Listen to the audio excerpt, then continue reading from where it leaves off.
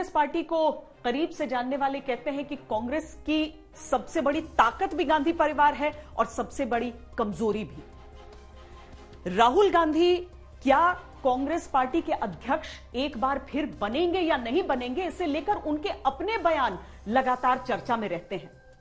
और ऊपर से कांग्रेस के वो कार्यकर्ता तो हैं ही जो बार बार यही कहते हैं कि बाकी नाम एक तरफ और गांधी उपनाम एक तरफ। जिंदाबाद जिंदाबाद जिंदाबाद जिंदाबाद। कांग्रेस का एक धड़ा बिन राहुल गांधी पार्टी की कल्पना भी नहीं कर पा रहा है। उनको चाहिए कि वो आम कांग्रेस जन की भावनाओं को समझते हुए पूरे देश के अंदर उनको खुद को ये पद स्वीकार करना चाहिए। यानी कांग्रेस पार्टी जो है वो उसको यदि कई सबसे ज्यादा 24 घंटे चलाता है तो वो राहुल जी चलाते हैं। और मैं सोचता हूँ कि उनको अध्यक्ष बनना चाहिए, अध्यक्ष बनाना चाहिए कांग्रेस पार्टी को, तभी बड़ा काम होगा। एक धड़ा कांग्रेस में ऐसा भी है जो अध्यक्ष पद पर चुनाव और उसकी प्रक्रिया में पारदर्शिता की मांग कर रहा है।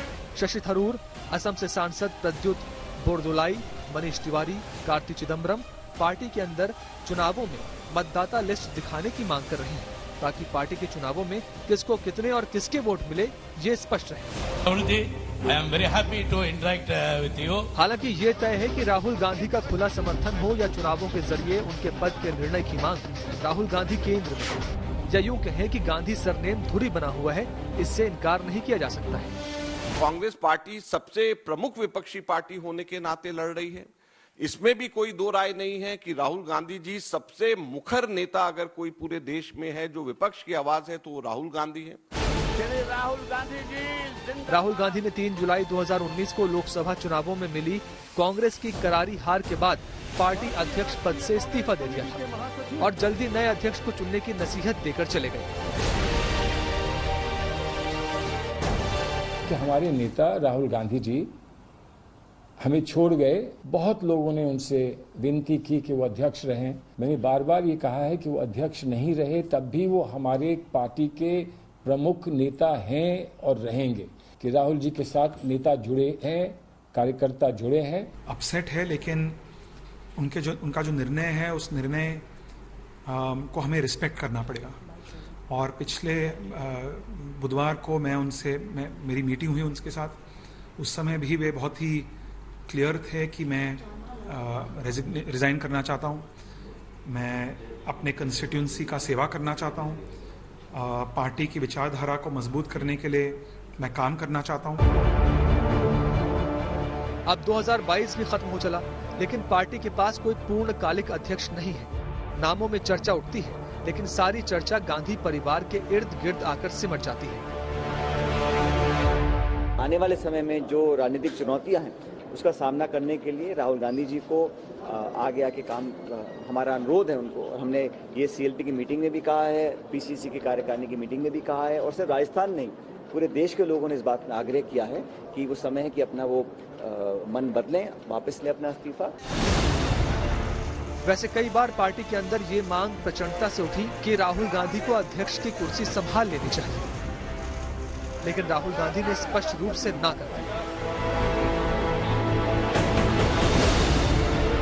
मैं मानता हूं कि 2004 में जब पहली बार मैं और राहुल जी हम लोग दोनों साथ में पार्लियामेंट में आए, लोकसभा चुनाव जीत कर आए, उस समय से लेकर आज तक वे पार्टी के महासचिव रह चुके हैं, पार्टी के उपाध्यक्ष रह चुके हैं, उसके बाद अध्यक्ष रहे हैं। और हर पार्टी में, हर देश में, हर लोकतंत्र में अप्स एंड डाउन्स होते हैं।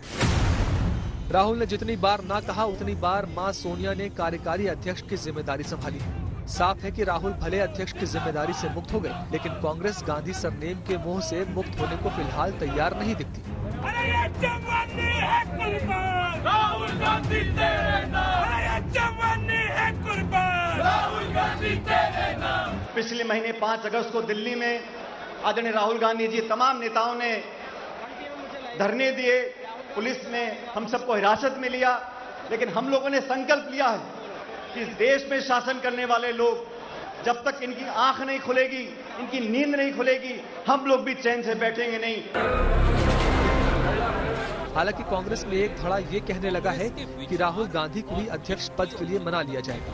उन्होंने नामांकन के लिए ना नहीं कहा है। जो सोचता है कि शॉर्टकट करके ये काम किया जा सकता है, ये काम शॉर्टकट से नहीं किया जा सकता है, ये काम पसीने से ही किया जाएगा, बिना पसीने नहीं किया जाएगा। बिल्कुल बनना चाहिए, मैं तो पक्ष में हूँ। क्यों? क्योंकि मेरा ये आकलन है क्या कि वो क्या कर सकते हैं। आज 99% कांग्रेस के लोग जो है वो उनको चाहते हैं। क्या गांधी परिवार के बाहर का कोई भी व्यक्ति कांग्रेस पार्टी का अध्यक्ष बन सकता है? क्यों नहीं बन सकता है। मैं तो शुरू से कहता रहा हूँ कि राहुल गांधी बनना चाहिए, अगर लेकिन वो तैयार नहीं होते हैं तो जबरदस्ती बनाएंगे उनको। प्रियंका गांधी अच्छा ऑप्शन होंगी, आपको लग रहा है, अगर वो नहीं हो सकती है।